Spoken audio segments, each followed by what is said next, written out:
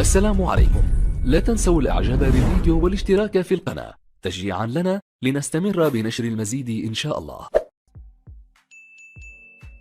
السلام عليكم ورحمة الله وبركاته. أهلا بكم مع موعد مباراة الزمالك القادمة مع الاتحاد المنستيري التونسي في بطولة كأس الملك سلمان للأندية والقنوات الناقلة، وإليكم تفاصيل هذه المباراة ولكن بعد هذا الفاصل.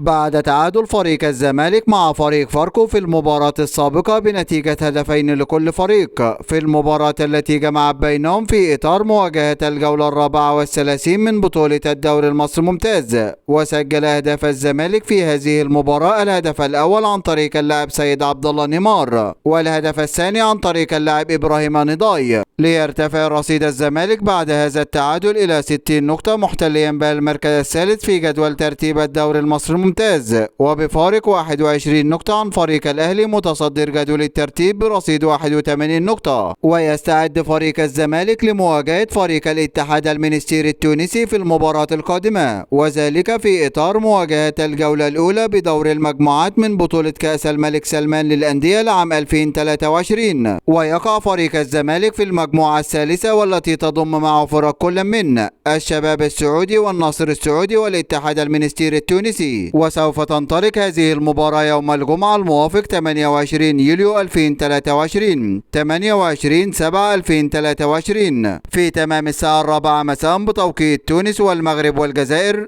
5 مساء بتوقيت السودان وليبيا وفلسطين، 6 مساء بتوقيت مصر والسعودية وقطر والعراق واليمن وسوريا، 7 مساء بتوقيت الإمارات وعمان. وسوف تقام هذه المباراة على ملعب استاد مدينة الملك فهد الرياضية بمدينة الطائف السعودية، وسوف تنقل هذه المباراة عبر قنوات SCC سبورت السعودية. هذا كل ما لدينا عن موعد المباراة، وانتظرونا في موعد مباريات قادمة بإذن الله تعالى، ولا تنسوا دعم الفيديو بلايك والاشتراك في القناة وتوقع نتيجة المباراة في التعليقات أسفل الفيديو. دمتم في أمان الله، والسلام عليكم ورحمة الله وبركاته.